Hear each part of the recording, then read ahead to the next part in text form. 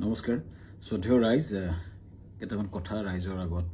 মুকলি কৰি দিয়াৰ কাৰণে কথা কোৱাৰ কাৰণে আহিলোঁ যোৱা কিছুদিন ধৰি আমাৰ মৰমৰ জুবিনৰ ঘটনাটোৰ পাছত চাৰিপিনে বিৰাট ৰাইজ দুখত নিয়মান হৈছে আমাৰো কাৰণে আমাৰ বুকুৰ আপোন মোৰ অতি একেলগৰ ফিলচফাৰ ফ্ৰেণ্ড গাইড মানুহজনৰ ঢুকোৱাৰ পাছত আমি খুব নিয়মান অৱস্থাত আছোঁ আৰু কিছুমান কথা ক'বলৈ ওলাই আহিছোঁ কাৰণ ইমান বেছি ভুৱা কিছুমান কেম্পেইন হোৱাৰ কাৰণে আমি কথাখিনি ক'ব চেষ্টা কৰিছোঁ শ্ৰদ্ধেয় ৰাইজ মই গুৱাহাটীলৈ যোৱাৰ কথা আছিলে আজি কিন্তু ইমানেই বেছি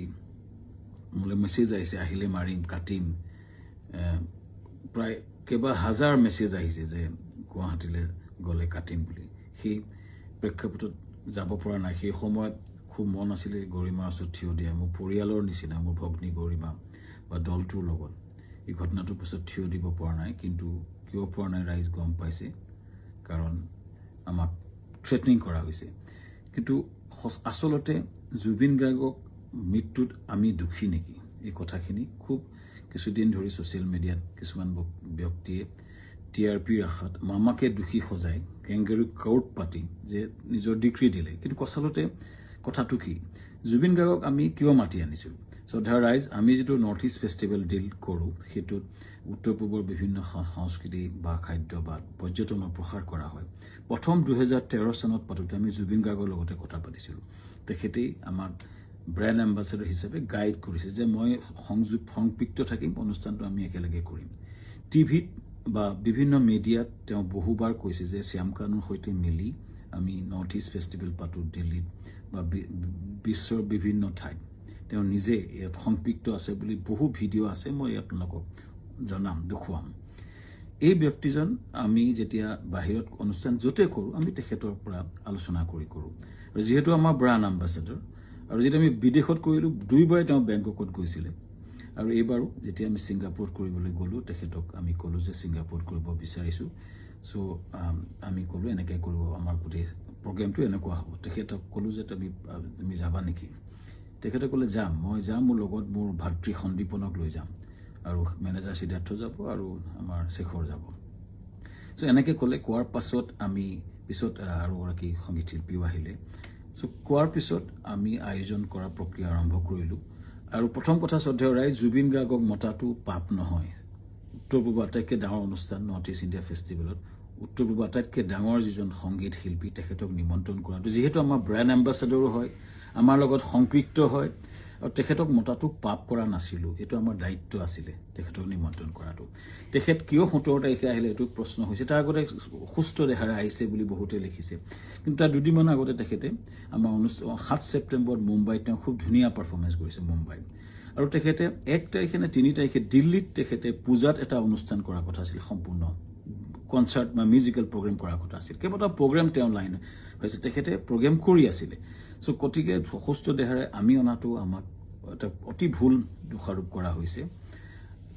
তৃতীয় কথাটো হৈছে তেখেতৰ 17 তাৰিখে এইকাৰণে আহিলে সেইদিনাখন ডাইৰেক্ট ফ্লাইট আহিলে কাৰণ কলিকতা হৈ আহিলে বহুত দীঘলীয়া হয় 19 তাৰিখে আমাৰ অনুষ্ঠান আৰম্ভ হয় চ' সেইকাৰণে 17 তাৰিখে গ্ৰুপ ফ্লাইটত তেওঁ আহিছিলে লগতে দলটো আহিছিলে আমি পেন পেচিফিক হোটেলত ৰাখিছিলোঁ আমাৰ য'ত অনুষ্ঠান হৈছিল তাৰ লগতে চানটেকৰ লগতে পেন পেচিফিক এখন 5-star হোটেল সকলো দলটো আমি ৰাখিছিলোঁ ভালকৈ ৰখাৰ চেষ্টা কৰিছিলোঁ আমি তেওঁলোকক কথা পাতিছিলোঁ যে তেওঁ কৈছিলে আমি অলপ জিৰণি ল'ম আৰু 19 তাৰিখে তেওঁ আৰম্ভণি অনুষ্ঠানত তেওঁ থাকিব আৰু 20 তাৰিখে তেওঁ দুটামান গান গাব ভূপেন হাজৰিকা এটা ট্ৰিবিউট দিব এইটো আলোচনা আমাৰ হৈছিলে পিছত 18 তাৰিখে দিনাখন 19 তাৰিখে আমাৰ অনুষ্ঠান আছিলে 18 তাৰিখৰ দিনাখন আমি তেখেতক খবৰ কৰিতে শুই আছিলে আমাৰ বহুত বিভিন্ন উত্তৰ পূৰ্বৰ মানুহ আছিলে তেওঁৰ লগত তেওঁ ভায়েক আছিলে আৰু তেওঁ সিদ্ধাৰ্থ আছিলে মেনেজাৰ আৰু দল আছিলে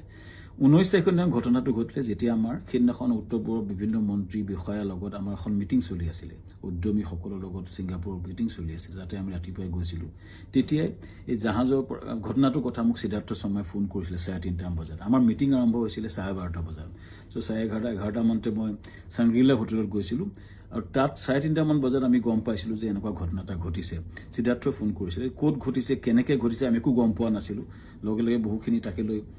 বহুত ফোন আহিছিল কিন্তু মই উত্তৰ দিব পৰা নাছিলোঁ আচলতে ইমান ডাঙৰ ঘটনাটো আমাৰ মৰমৰ বুকুৰ আপোন মানুহজন এনেকুৱা ঘটনা ঘটিছে কথাটো আমাৰ কাৰণে এটা থটমটৰ নিচিনা হ'ল আৰু লগে লগে আমি দুটাবাসৰ লগত কথা পাতি তালৈ গ'লোঁ আৰু ঘটনাটো হ'ল আৰু এই ঘটনাটোৱে সকলোকে মুখৰে মাত নাইকিয়া কৰিলে আৰু গম পাই লগে আমাৰ অনুষ্ঠানটো বাতিল কৰা বুলি আমাৰ হাই কমিছনে নিজস্বভাৱে ঘোষণা কৰিলে আৰু অনুষ্ঠান তাতে বাতিল কৰা হ'ল তাৰ পিছতো কোনোবাই উলিয়াইছে আমি প্ৰগ্ৰেম কৰি আছিলোঁ বুলি কিন্তু আচলতে আমাৰ ভাৰতৰ ৰাষ্ট্ৰদূতে এইটো ডিক্লেয়াৰ কৰিছিলে অনুষ্ঠানটো সম্পূৰ্ণ বাতিল কৰা হৈছিলে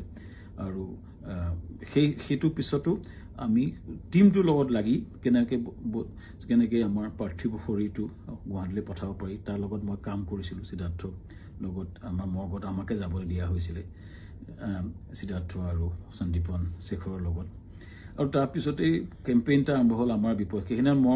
মই কৈ আছিলোঁ যে মৰ্গলৈ যাওঁ বুলি কোনোবাই সেইটো মদ খাবলৈ যাওঁ বুলি এটা কেম্পেইন কৰিলে কোনোবাই ক'লে যে শ্যামকান্ত মহন্তক মানে ধৰি হত্যা কৰিব লাগে এনেকুৱা ধৰণৰ কেম্পেইন আৰম্ভ হ'ল আৰু এটা ভয়ানক আমাৰ বিপক্ষে এটা কেম্পেইন শ্ৰদ্ধা ৰাইজ এটাই মই ক'ব খুজিছোঁ যে আমি গোটেই প্ৰক্ৰিয়াটোত কোনো পধ্যে জড়িত নাছিলোঁ য'ত ঘটনা ঘটিছিলে তাত 12-13জন মান অসমীয়া সমাজৰ লোক আছিলে আৰু বিভিন্ন দলটো আছিলে যেতিয়া ঘটনাটো ঘটিছিল তাৰ বহু দূৰত আমি আছিলোঁ আমাৰ দলটো বহু দূৰত আছিলে চ' আমাক দোষাৰোপ কৰি এই প্ৰক্ৰিয়াটো কিয় কৰা হৈছে কেইজনমান ব্যক্তিয়ে ইচ্ছা কৰি এটা ডাঙৰ কেম্পেইন কৰি পেলাই আমাক বদনাম কৰাৰ বা হত্যা কৰাৰ প্ৰক্ৰিয়া যিটো কৰিছে শ্ৰদ্ধেয় ৰাইজ তাৰ এটা ন্যায় বিচাৰিছোঁ এতিয়া SIT হৈছে আমি খুব আদৰণি জনাওঁ যি প্ৰশ্ন হয় উত্তৰ দিব বিচাৰিছোঁ কাৰণ আমাৰ ফালৰ পৰা আমি ক'বলগীয়া কথাখিনি আমি ক'ম আমি আদৰণি জনাইছোঁ সঠিক তদন্ত হওক কিন্তু এই যিটো ঘটনা ঘটিছিলে জাহাজখনত বহু দূৰত আমি আছিলোঁ আৰু আমাক সেই ঘটনাটোৰ সময়ত এই যিকেইজন ব্যক্তি আছে তেওঁলোকে তাৰ কথা ক'ব পাৰিব কিন্তু আমাক সেই ঘটনাটোৰ সময়ত আমাক সম্পৰ্কে কোৱা আমাৰ একচুৱেলি আমি নাজানিছিলোঁ কিন্তু এটা কথা হয় এই যিটো ঘটনা হ'ল এই ঘটনাটো আমাক সম্পূৰ্ণৰূপে বিধ্বস্ত কৰিছে আমাৰ জুবিন গাৰ্গ আমাৰ কাৰণে আছিলে সাহস জুবিন গাৰ্গ আমাৰ আছিলে ব্ৰেণ্ড এম্বাছাডৰ জুবিন গাৰ্গ আমাৰ অনুষ্ঠানটোৰ মূল হৃদপিণ্ড আছিলে হৃদপিণ্ডজন যোৱাৰ পাছত আমাৰ যি অৱস্থা হৈছে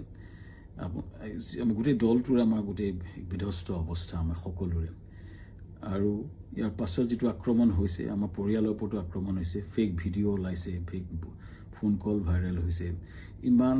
জুবিন গাৰ্গে এই অনুষ্ঠানটো নিজৰ বুলি আগুৱাই লৈ গৈছিলে তেওঁ অনুষ্ঠানটোৰ গুৰুত্বটো বুজি পেলাই নিজকে আগুৱাই লৈছিলে আৰু সেইজন ব্যক্তিৰ স্মৃতিত আমি বহু কৰিবলগীয়া আছে কিবা যদি জীৱনত কৰিব বিচাৰোঁ জুবিনৰ স্মৃতিত নিশ্চিতভাৱে কৰিব বিচাৰিম কিন্তু এই যিটো অন্যায় হৈছে যিটো মিছা অপবাদ দিছে ন্যায় হওক চৰকাৰক বিচাৰিছোঁ ন্যায় হওক আৰু আমিও ন্যায়ালয়ত যাব লাগিব আমাক দেশত আইন বুলি এটা বস্তু আছে যে মিছা অপবাদত আমাক যিটো কৰা হৈছে বা নিজৰ ঘৰলৈ যাব নোৱাৰা অৱস্থা হৈছে আমি নিশ্চিতভাৱে কিছুমান মানুহ উচতনি দি যিটো কৰিছে আমি ন্যায়ালয়ক নিশ্চিতভাৱে ক'ব লাগিব যে আমাক ন্যায় দিয়ক সুৰক্ষা দিয়ক আৰু ৰাইজৰ পৰা ন্যায় বিচাৰিছোঁ চৰকাৰৰ পৰা ন্যায় বিচাৰিছোঁ আৰু জুবিনৰ আমাৰ মহান শিল্পী আমাৰ মৰমৰ বুকুৰ আপোন মানুহজনৰ আত্মাই চিৰশান্তি পাওক ৰাইজৰ পৰা আশীৰ্বাদ বিচাৰিছোঁ ন্যায় বিচাৰিছোঁ ধন্যবাদ